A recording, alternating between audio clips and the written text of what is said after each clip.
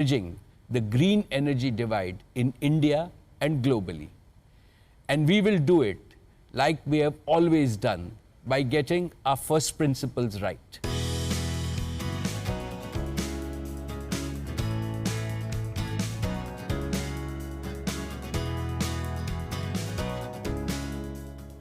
Reliance Industries has undertaken a mission to bolster India's green energy ecosystem. The plan is expansive, from solar power generation to production of green hydrogen, along with the distribution and consumption. There is a generational shift towards clean energy, and fortunately, India is being viewed very favorably on renewables. Based on investment opportunities in renewables, India ranks amongst the top 3 countries after US and China. So really what excites investors is the pace of change we have here in India, the plug and play model for solar parks, and the other fiscal and other incentives for renewables. Green energy is a rapidly evolving, vast global industry with a lot of technological innovation underway. To guide on this path, Reliance has established the New Energy Council with some of the globally renowned thought leaders in the field. After announcing their foray into the new energy business, Reliance Industries has now set up the New Energy Council with experts who will help the company validate the strategies and also look for pathways to achieve the new energy business goals. Reliance has struck multiple deals with companies from around the world that have a strong track record of innovation and a growing number of patents and IPRs across the green energy value chain. Reliance has joined hands with companies like Ambri in the US and Paradian in the UK and Lithium Works based in Netherlands to develop battery and storage technology. Reliance has also invested in Germany's NextWave to produce monocrystalline silicon wafers that are needed in making solar panels, and a collaboration with Denmark's Tysdal on hydrogen electrolyzer manufacturing in India. Reliance also acquired a promoter's stake in REC Solar, a global technology leader in solar panel manufacturing. It also picked up a 40% stake in Sterling and Wilson Renewable Energy, one of the world's leading EPC turnkey contractors in large-scale solar projects. We are exploring new and advanced electrochemical technologies that can be used for such large-scale grid batteries to store the energy that we will create. We will collaborate with global leaders in battery technology to achieve the highest reliability for round-the-clock power availability through a combination of generation, storage, and grid connectivity. Work is also underway to build 4 gigafactories at the Dhirubhai Ambani Green Energy Giga Complex spread over 5,000 acres in Jamnagar. This mammoth facility will house the production capacity for solar panels, energy storage systems, electrolyzers and fuel cells. In the annual report, Mukesh Ambani said, and I quote, "Over the next 12 months, our investments across the green energy value chain will gradually start going live, scaling up over the next couple of years. This new growth engine holds great promise to outshine all our existing growth engines in just 5 to 7 years." End of quote. I think if you were to take a look at it from a level above and look at the sort of various verticals that Reliance is making a move into, or the various transitions that Reliance is making a move into, there's 3. There's the energy transition, and that really has got to do with solar in Reliance's case. There's the mobility transition, and there's the hydrogen transition. And it's really interesting that they seem to be taking 3 different approaches when it comes to each of these. The best of the world is coming to India to make this whole hydrogen ecosystem happen. And it's the best of India which is at the front and center of making it happen. Whether you look at the top conglomerates, you look at an L&T, you look at the top public sector undertakings like NTPC, Indian Oil, ONGC, etc. All the top big companies in India are seeing the huge potential out of this. Market size and opportunity is pretty large over there. If you look at renewable energy itself, we are looking at somewhere about 20 gigawatts of incremental capacity addition over the next 5 years. That is every year I'm talking about. And by the time we reach 2035 or so, we will be looking at somewhere about 40 gigawatts of incremental capacity addition. And Reliance will eventually get to about 10 gigawatts of module capacity, so about 25% share. So clearly, the market opportunity is very large. the quantum of investment is almost six-folds or seven-folds higher than what they've already mentioned in the last AGM. And to that extent, the capital allocation which has been envisaged, which is approximately 50% of their current balance sheet size. The FY21 balance sheet is almost 11 lakh crores. And to that extent, incrementally, 50% of the capital will be deployed in the new energy business.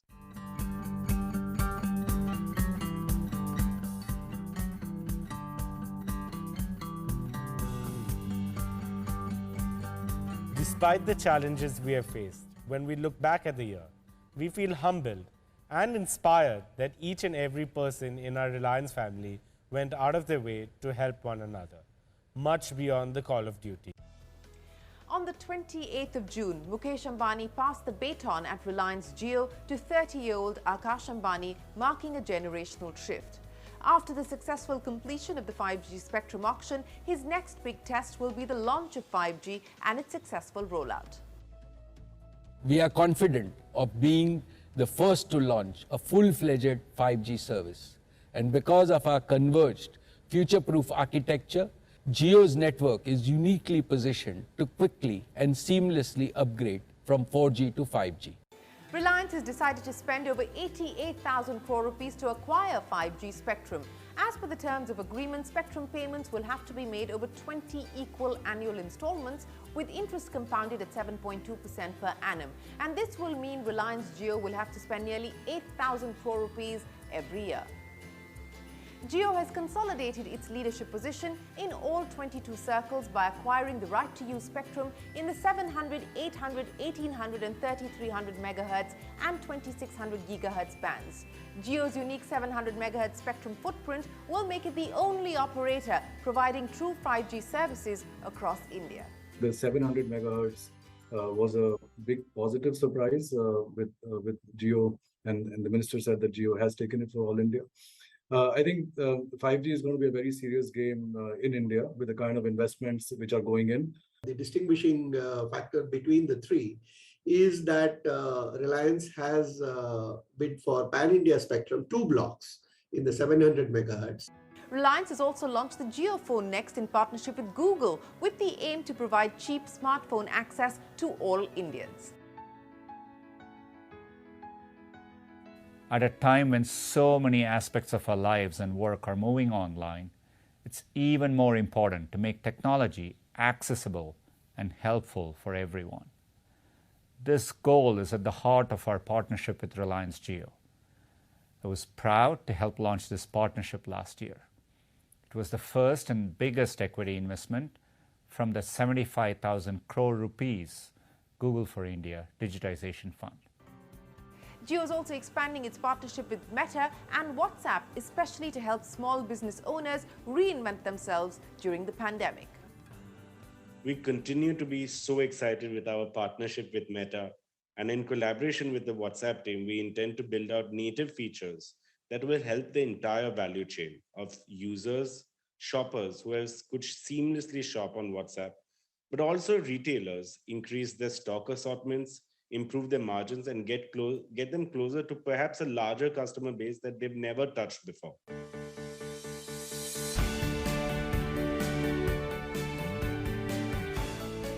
Reliance brands made a big splash in the luxury and premium lifestyle segments, joining hands with the best brands in the world and also roping in the best fashion designers in India. Armani Exchange, Bottega Veneta, Burberry, Versace, Valentino, these are just some of the multiple global bigwigs to join hands with Reliance brands to open their flagship stores in India. Our apparel business sold nearly 5 lakh units per day and over 18 crore units during the year. This is equivalent to dressing the entire population of UK, Germany and Spain once. Reliance has also picked up a sizable stake in top Indian fashion labels to expand its presence.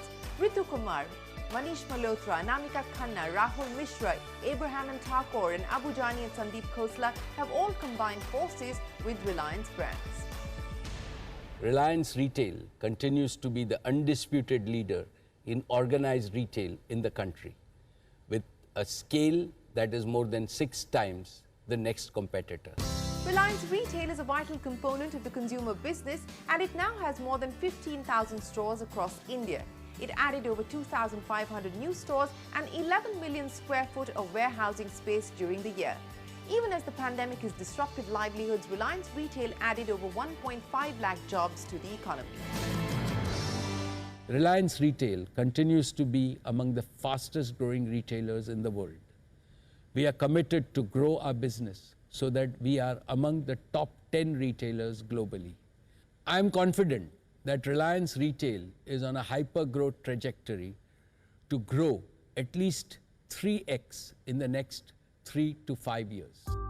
It has built capabilities through organic growth, acquisitions and strategic partnerships with investments near 30,000 crore rupees in FY22. It acquired B2B marketplace Just Dial, which underlines its commitment to new commerce. Merchant partnerships and digital commerce now contribute nearly 17% of revenues compared to 10% in the preceding year.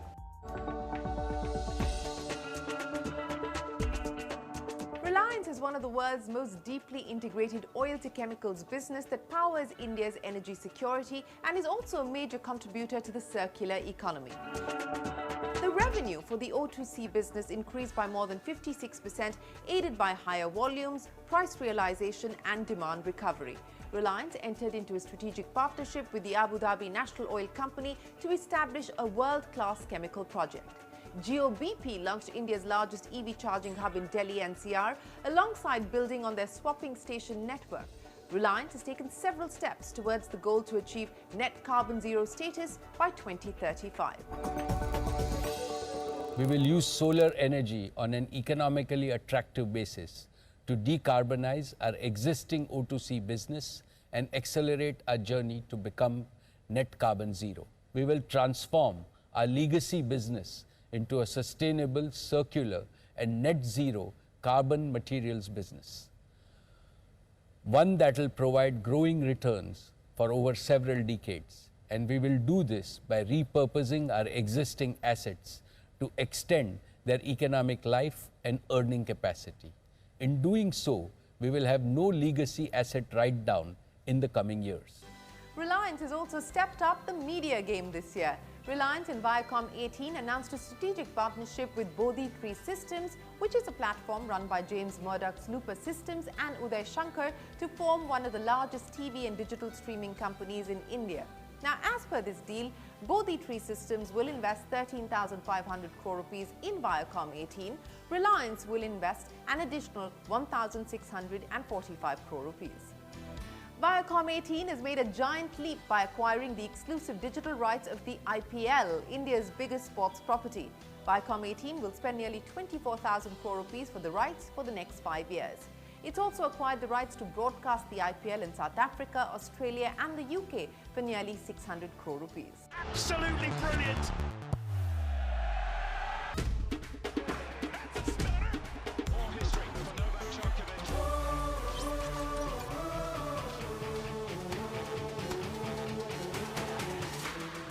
It's not just cricket. Viacom18 is also now home to diverse sports properties.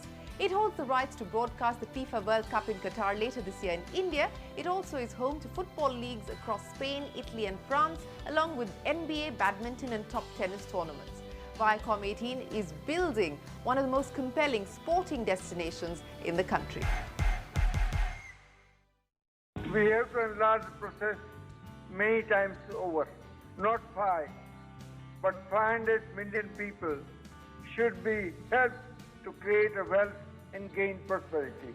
But we cannot rest. We did not and we will never rest on our laurels. Beyond financial, you taught us the meaning of corporate social responsibility long before CSR became a buzzword. Reliance Foundation, over the last 11 years, has always stood shoulder to shoulder with the people of India in every challenge, big or small, through good and bad times.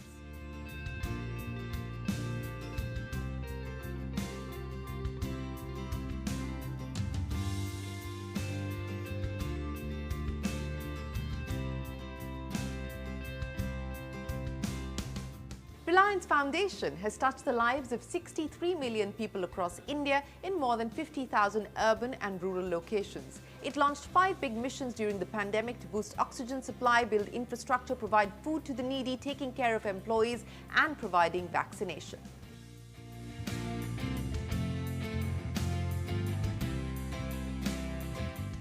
As a community, we owe each and every frontline warrior a huge debt.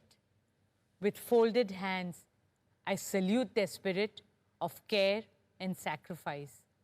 A big thank you on behalf of all of us.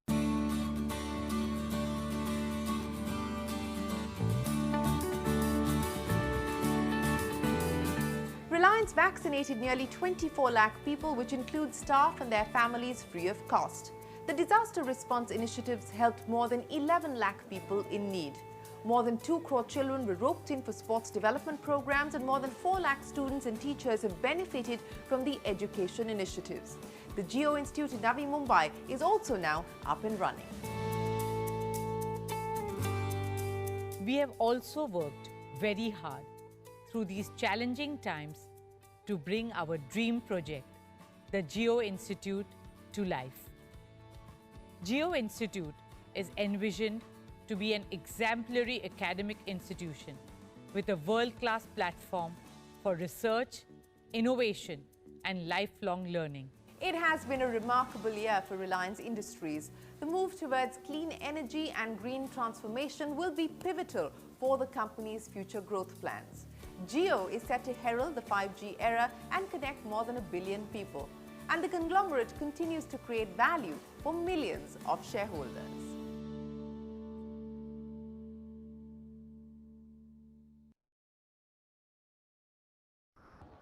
Good afternoon. I extend a warm welcome to all of you to the 45th Annual General Meeting post-IPO of Reliance Industries Limited. I hope you are staying safe and taking good care of yourselves and your near and dear ones. AGM is an opportunity to meet our shareholders, and virtual meetings give us a chance to connect with shareholders residing in different parts of the country and overseas. Emails and messages on e-voting and link to join the AGM were sent to the shareholders. E-voting was open from Wednesday, 24th August to Sunday, 28th August 2022. Simple videos explaining the process of e-voting was also placed on our chatbot.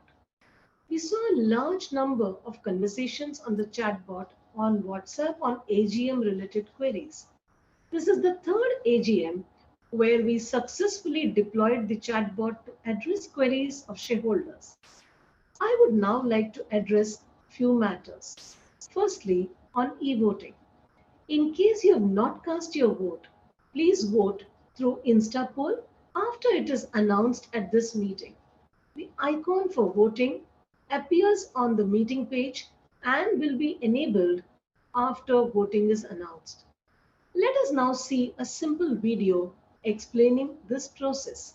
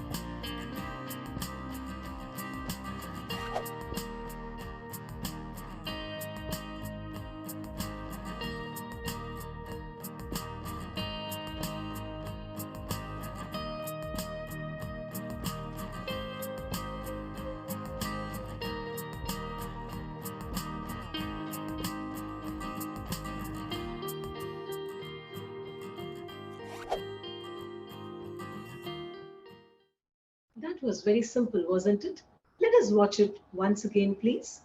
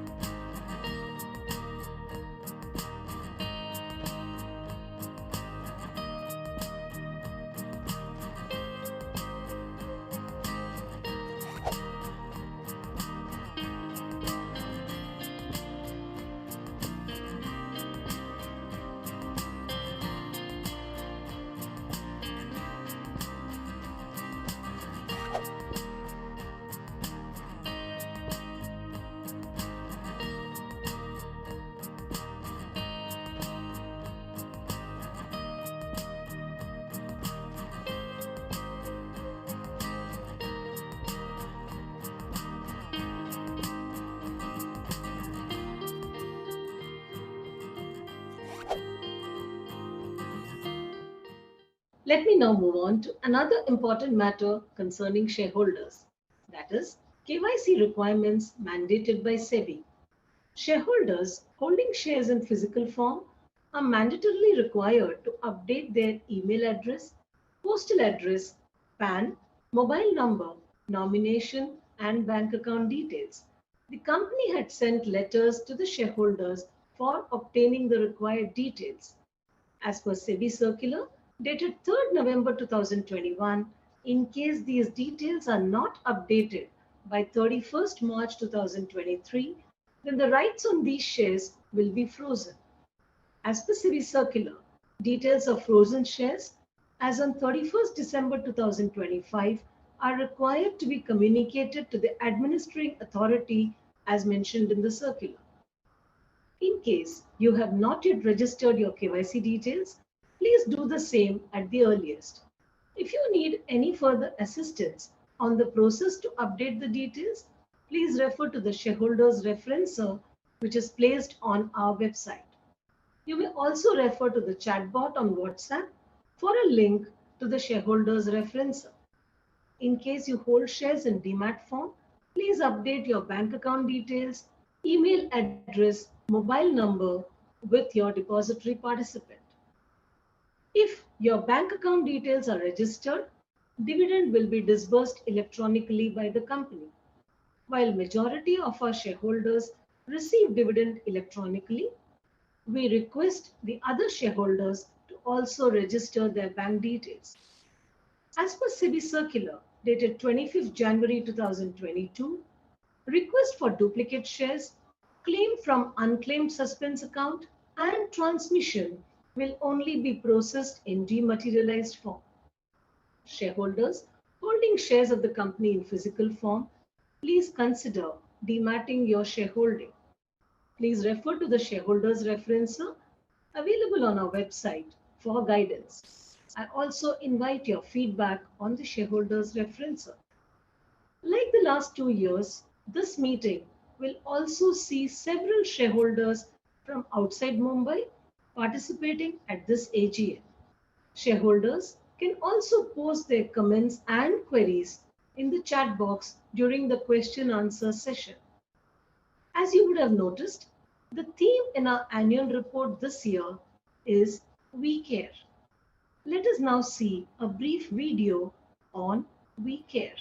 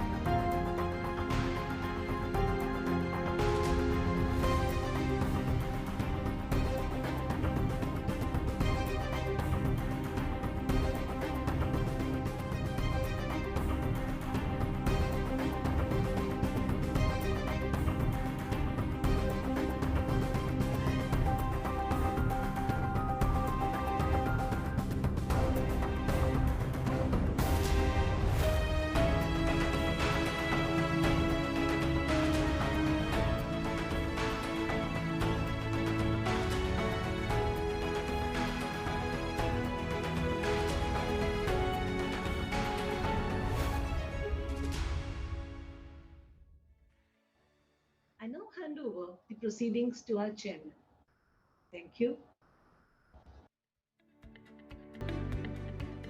Ladies and gentlemen, good afternoon. Dear shareholders, namaskar. It is 2 p.m.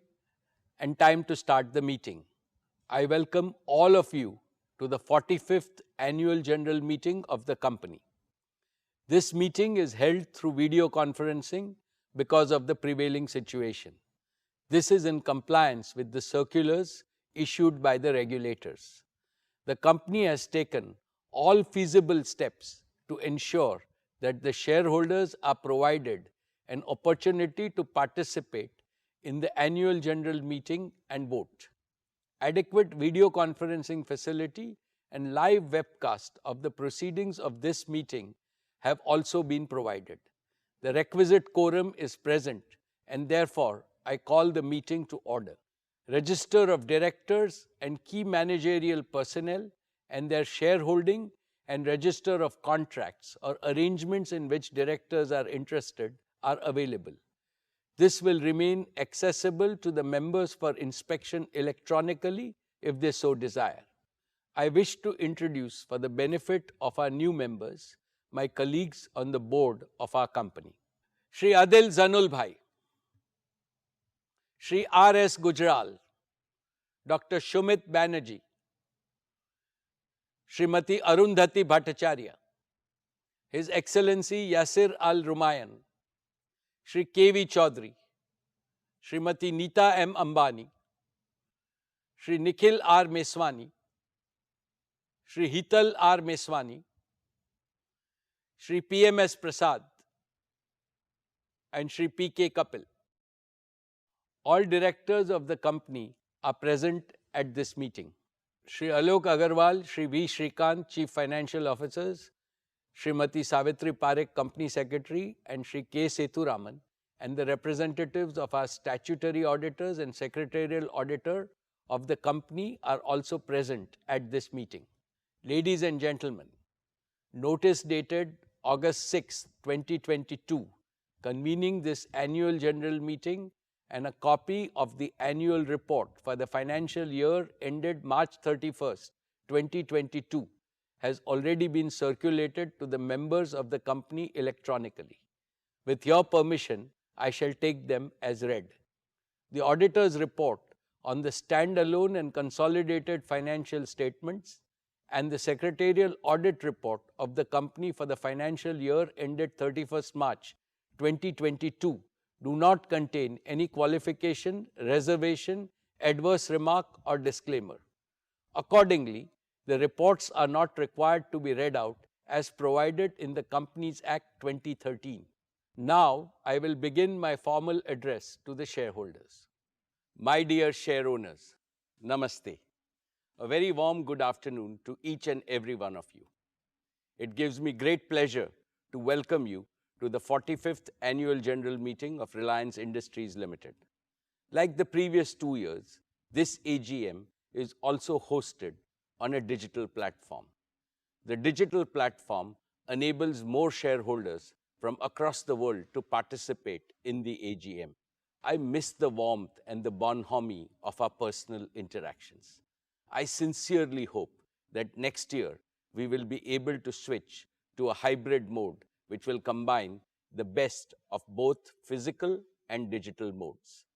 Friends, 2 weeks ago, we celebrated Azadi Ka Amrit Mahotsav, the 75th anniversary of India's independence. A visionary Prime Minister, Shri Narendra Bhai Modi ji, in his most inspiring speech on August 15th, has given us a clear roadmap to make the next 25 years the most transformational in the history of our motherland. The Panch Pran, or the 5 imperatives he has articulated, will surely make India a developed nation by 2047. He has aptly described that the next 25 years is India's Amrit Kal, the era of elixir. Within the next one generation, India is set to achieve more than all the post-independent generations have collectively achieved so far. And Reliance is set to make a far greater contribution to India's prosperity and progress than we have done so far. Friends, the world has almost fully overcome the COVID pandemic. This is heartening. However, there is uncertainty again due to heightened geopolitical tensions and global risks. There is severe economic stress in many parts of the world. Rising fuel, food, and fertilizer prices are impacting everyone in the world. High inflation and supply disruptions are triggering recessions.